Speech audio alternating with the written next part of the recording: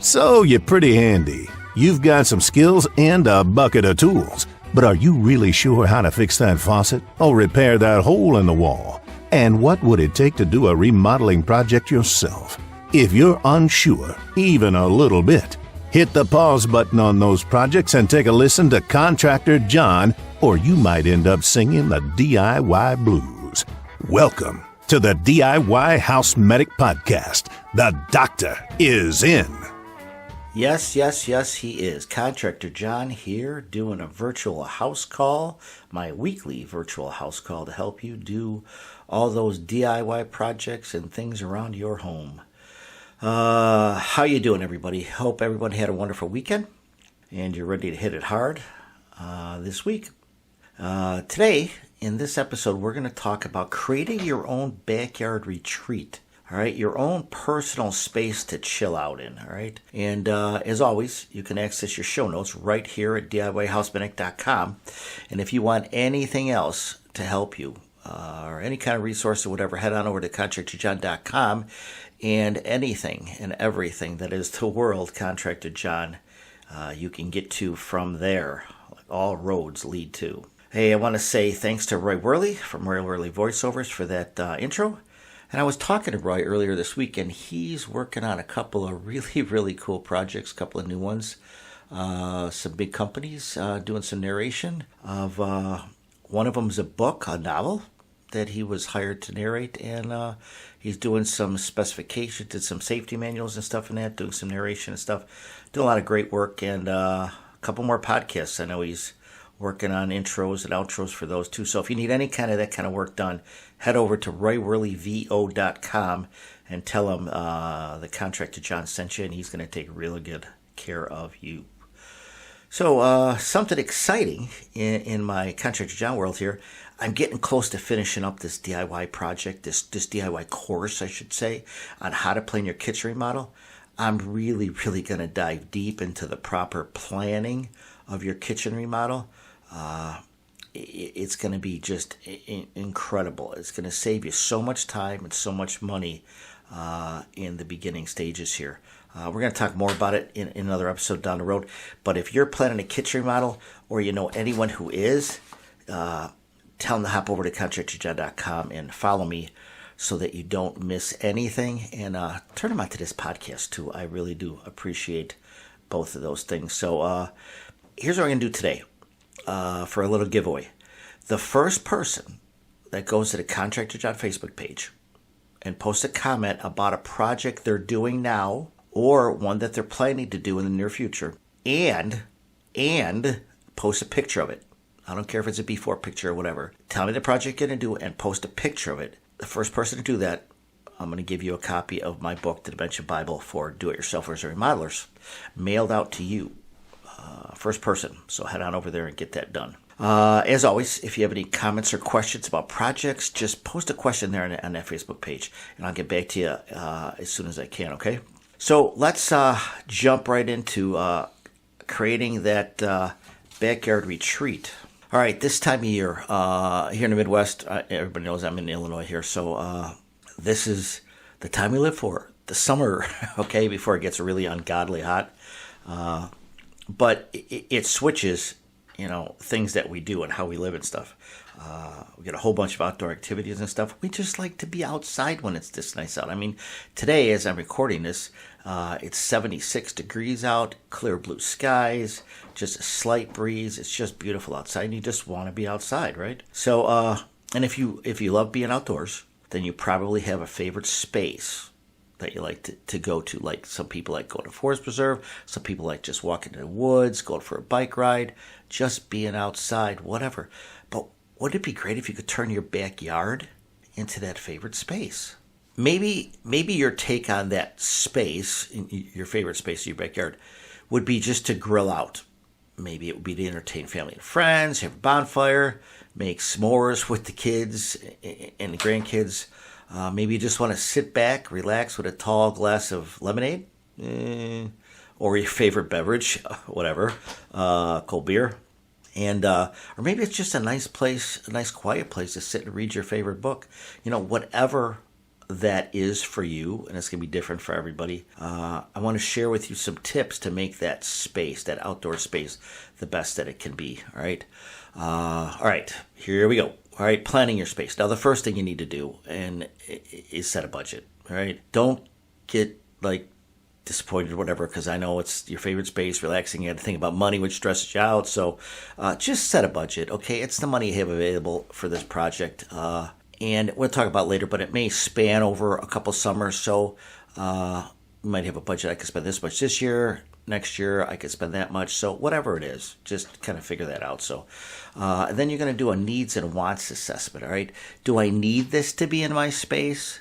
And do I want this to be in my space? All right. After we go through this whole list of questions, I'm going to ask you to go back down through it, and you can get the list off out of the show notes today. So go through it and just put a little N or a W by something. All right. Is it a need? I got to have this, or it's not worth doing. Or do I just want this? It'd be really nice if I could afford it. So just kind of go through that after we go through all these questions and stuff. And you kind of figure it out that way too. So, all right. So first of all, you want to ask the question, what is this space to be used for? Okay. Is this going to be just your quiet space? Is it maybe for you and your spouse? Will you be entertaining groups of family and friends? Okay, is it a daytime space? Is it an evening space? Those kind of questions are like the broad questions, okay? And then everything kind of plays off that. So answer those questions honestly, what you think and stuff. And then you're gonna need to ask yourself questions like, will you need a gas grill or a charcoal grill? Right? A smoker, a wood fire pit. Now I'm like, a big wood fire pit person. We camped when I was a kid all the time, and we always had bonfires every night and stuff. So I'm just a wood fire person. So maybe you live in an area and stuff where you clearly can't do that, or the yard's just not big enough for that or whatever. So a gas fire feature. Think spring and fall nights, right? They have Home Depot, Menards, Lowe's. They have great selection of gas in these the gas and the wood burning fire pits and stuff. The gas one's something like a table, like a patio table, and in the center of it is a little stone field, if you will, ring or whatever, with some stone in it and stuff. They have a propane or a natural gas burner in there, and it just lights up, and you have a little flame in there and stuff like that. Just something to look at and everything, and keep it a little bit warm and stuff. And then the wood burning pits are popular too and stuff. And I know last year my wife and I, we built this wood burning stone fire pit with a metal insert in our backyard, and from start to finish we did it in a day. All right, it wasn't difficult at all. We ordered everything we needed at Menards. We drove over there, picked it out, selected it, ordered everything, and got it delivered. Menards delivered it on a skid, plopped it right in the driveway, and then all we had to do was bring the stuff back to the backyard, flatten the ground out a little bit, throw the stone down, throw the base for the stone. Came in instructions. It was super easy to do, and just worked out. It was a day for us. All right. A wheelbarrow comes in handy to get all that stuff to the backyard, but other than that, I mean, it was pretty shovel and a wheelbarrow and a level. So worked out really good. Pool. Maybe you want a pool above ground. Maybe you have a pool, in-ground pool, or maybe you just need a little area where you can have a little blow-up pool and stuff for the grandkids. So just kind of think about that. All right. Hot tub. Hot tubs are great. I had one for years at the last house. You can use them, I'm going to say probably 9 to 10 months a year. You're not going to use it when it's 0 out. And it gets down about 10 degrees, you can still use it and stuff like that. And when it gets to be, when it's like 90 degrees at 7 o'clock at night, you're not going to want to go in a hot tub. But just think about it if you want something like that. And if you're going to do the pool hot tub thing, a changing area, maybe you have a shed and you could, use part of the shed or something for a changing area. So just kind of think that through, because you're going to have people traipsing through your house, and depending where your bathroom is in your house and stuff, soaking wet and everything and that. So maybe that works for you. Okay. Outdoor bar area, a little roof on it and stuff like that. And it can also be used for food serving, like a buffet area and that. So something you might want to plan and think about too. So TV or music, they make some really great speakers now for the music. They have ones that just stick in the ground. They're Wi-Fi. They're coming out with stuff all the time. So as soon as I say this, they're going to come out with something better than what I'm telling you about. But there's hardwired ones. There's wireless ones. There's ones that look like everything. There's ones that look like rocks and stuff like that. So just is music important, and what areas do you want that in and stuff like that. And then you use your phone now to broadcast over those things and that. So TVs, they make weatherproof TVs now you can put outside or whatever too. So just whatever you want to use the space for. Just trying to give you ideas to think about. So outdoor lighting, maybe you can use solar lighting. Maybe you just need accent lighting and stuff, or maybe you need some light because you're going to be doing nighttime parties with a bunch of people and stuff like that, and you want it kind of bright out, stuff like that. So think through that feature, through that lighting thing too. So water feature. Maybe it's a pond, maybe it's a little waterfall, prefab thing that you bought or something, whatever. Maybe it's a pond where you've got goldfish in it or whatever, okay? Just make sure if you're going to do the pond that you compensate for winter so we don't freeze the fish out. Pergola. Those are really attractive and nice depending on the space, amount of space you have. Simpson Strong Tie, and the link will be in the show notes, has a great website to help you design the pergola. You can design it in 2D or 3D. They've got a feature that you can add plants and you can add furniture. Helps you with all kinds of design and everything. It's got a step-by-step design tutorial, and it's a really, really great tool, and it's free. Totally free, okay? And Simpson Strong Tie also has a deck planner too, so they can help you create your deck and plan out your deck and stuff. All the same features as above. So just head on over, and like I said, links in the show notes, and check that out. And if you're lucky enough to still have one of those local lumber yards, okay, that have, many of them have deck planning software like a kiosk or whatever in their showroom that you can use, or that one of the salespeople there can use and help you design your deck. So that might be an option for you too in some of the areas too. So patio, concrete patio, stamped patio, or pavers. You might want to think about what areas of your space are going to be hard surface and what areas are going to be like a soft surface. But if you're doing the hard surface and you're adding more hard surface that you don't have already, you got to think about water runoff and how you're going to manage that water that runs off that hard surface. Comfort. Hammocks. Hammocks are wonderful, man. They just are. They are truly, truly wonderful. You don't have to have trees anymore. They have metal frames, if you will, that the hammock stretches between, and one-person, two-person hammocks. You can do that. They have wood ones. They have swivel ones. They have all kinds of hammocks. It just depends on the amount of money you want to spend.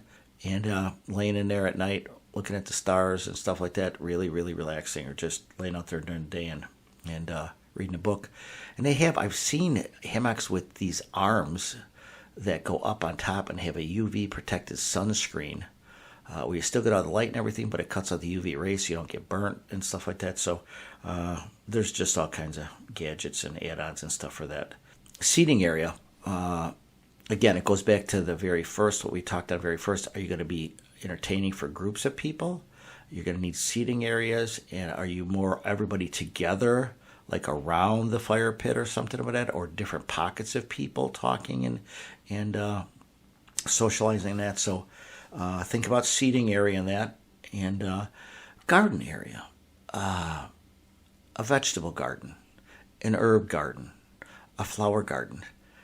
Think about what they all require work and stuff, different amounts in that, but a vegetable garden, an herb garden, because you like to cook a lot of stuff from scratch and stuff, and you just want to go out and pick your own fresh vegetables and herbs.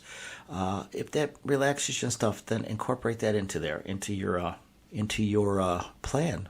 Okay, whatever works for you. It's your personal retreat, so whatever works for you. All right. Now, one thing is, I want you to think about on some of those questions, okay, that we're asking, electrical needs. Like the fire pit doesn't need any, but obviously the gas does. Now, if it's a self-contained propane, then you're okay. But if you need natural gas, you got to get gas there. If it's a smoker, you're gonna more than likely need electric power the thing and to run the pellets part of it and everything, or whatever you use. But TV, needs electric and stuff. So think about whatever help those parts need, okay? And we talk about this a little bit in a couple podcasts ago about the scope of work, okay? When you say yes to one thing, does it expand the scope? What other things are necessary because you want that one thing? Like a smoker, you want that, okay? So you're going to have electric to it. And you're not going to want it right next to the house because they do smoke and blows right in the house or whatever. So you just got to think that stuff through a little bit. So when you have, okay, all of those questions answered, all right, let me back up for a minute here. When you're planning this outdoor space, it's much like planning your indoor space, all right? And it's gonna save you, believe me, it's gonna save you a ton of time and money if you take time and you do this planning step, all right? So I want you to get like a piece of poster board, would probably work good.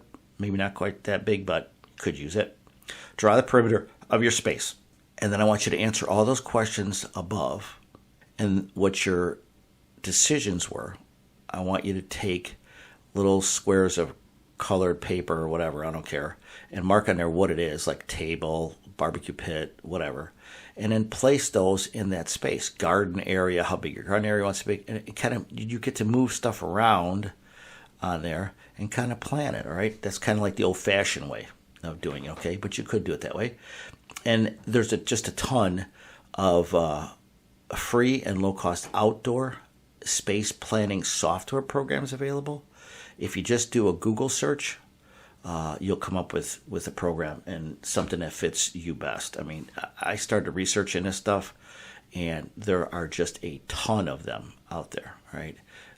So it's just, you got to have to decide that on your own, take a look at that. So now another option that we talked about in a previous podcast was you could hire someone to design that space for you, right? And of course, with your input, right? And then you're going to do the work. Now, you still need to go through and do your homework and answer all those questions we just asked, okay? But it'll give you a good base, and it'll give you the information to give to them so that they can do a nice plan or whatever. And be upfront with them. Tell them, hey, I'm going to do the work myself. I just need to hire you to walk me through the design stage, the planning stage for this thing. And they'll give you some good input too. So you might want to do that, all right? That'd be money well spent, actually. So there'll be parts of this project that you probably will need to hire a professional for. All right, like if you're going to do a patio, like a stamped concrete patio or something, you're not going to probably do that yourself, although you could, because you could go rent the stamps and this and that and everything. But unless you're really experienced do-it-yourself or with concrete experience, I would not try tackling something like that. But install a patio, build in the deck, the pergola, or even a gazebo. You might want to hire somebody to do that part of it. All right. So, and then when you're creating this space, I want you to remember to build in the protection that you're going to need for the extreme cold of the winter months, for those of us that are in that time of climate, or the extreme heat of the summer months. Now, if you have someone help you design that space, they're going to work that stuff into there, okay? But if you're doing it on your own, you're going to have to think of all this kind of stuff. So I want you to be cognizant, be aware of that stuff too. So especially like if you're doing a pond, I know somebody who did a pond in this area, in the Chicagoland area, and the first winter they lost all their fish because the thing froze solid. So you got to think about that stuff before you do that. So, and then I want you to think about incorporating some green, okay, into your outdoor space. I know it's all green because you got bushes and trees and grass and stuff like that, but you know what I'm talking about, green energy efficiency. So it's really not hard to incorporate those green techniques into your space.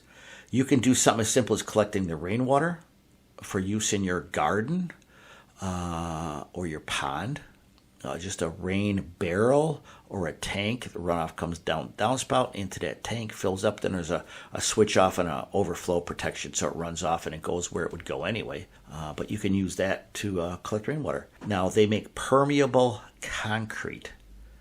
It's expensive, but if you're in an area where you already have runoff problems down, you're going to add more hard surface, you might want to think about that, okay? Or you can do something like a natural stone or pavers, and the pavers have, gaps in between them. It's still hard surface, but there's some ability for the water to get down through the lines, the grout lines in the pavers, if you will.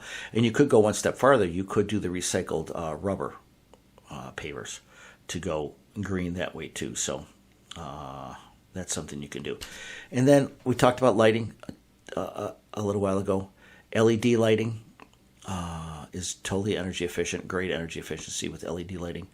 Or solar. We'll go with some solar lights. It just kind of depends, and maybe it's a combination of both is what you need.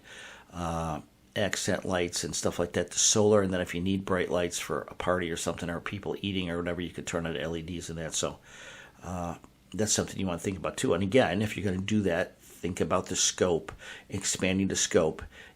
Electric is going to have to be where you're going to need the lights to be too. So, and here's something that's, you're just going to have to kind of be careful with this. Composting. If you're going to do an herb garden, a vegetable garden, or a flower garden, more vegetables and herb, compost some things. Now, there's some things you don't ever want to put seeds in your garden, composting type things. So don't throw like watermelon seeds or cantaloupe seeds or stuff like that in there. But eggshells, coffee grounds, pieces of rind from like a cantaloupe or apple peelings or stuff like that. You don't want to get too crazy with it, because if you get too much of it there, it can start to rot and smell, and you don't want to do that into your retreat, right? Because then it ceases to be a retreat, right? So, but just be careful and do that in moderation. It's good for the ground, and it keeps it out of the landfill and everything else, and in your septic system and that too, if you have one of those. So, also, think recycled furniture or repurposed furniture as a way to bring green into your project. It totally amazes me when I drive through certain areas or any areas and it's garbage day. The amount of items that are thrown out to the trash that are still good, and maybe it's because I fix stuff all the time that I see this, but there's so many things out there. They're just a coat of paint and 15 minutes of repair work, and you've got a functioning piece of something. I mean, I don't know, but there's a lot of good furniture out there. The resale shops too, same thing with that. Go there, think, if I just repainted this or whatever, think about that and try incorporating that into your space and give it a little green there. So, and I will bet that if you really think about these paths and stuff in your area, in your life and stuff, that you could think of a few green ideas of your own to incorporate it into your space. So, and I know our lives are all hectic, right? And it's easy to get lost in there, right? And I know my wife and I have made our backyard kind of like our retreat stuff, and it just gives us pause at the end of the day to go out there and put our feet up, even share with a couple friends, just have a space that's our own. So I encourage you to create a plan and start today. And even if it takes you a couple of years to get it all done, in that planning process, you go, I could do this year and I could do that next year. Start down that road, okay? You're going to be happy that you did this. And if you run into a speed bump, just post a question to my Facebook page, and I'll do whatever it is that I can to help you, all right? So think about that and jump on there and build your own quiet retreat or noisy retreat, whatever it is, just your own personal space in your backyard. So that's it for your backyard retreat today. So if you want a complete yearly home maintenance checklist, I encourage you to hop over to contractorjohn.com, follow me, and I'm going to send you a yearly home maintenance checklist absolutely free. And if you want some other help around the house, head on over to Contractor John YouTube channel, where you can see a wide variety of DIY videos, and make sure you click that subscribe button. I really do appreciate all of my subscribers and viewers. I really do. So that's it for today, boys and girls. All right, the good Lord willing and creek don't rise. We'll see you next time.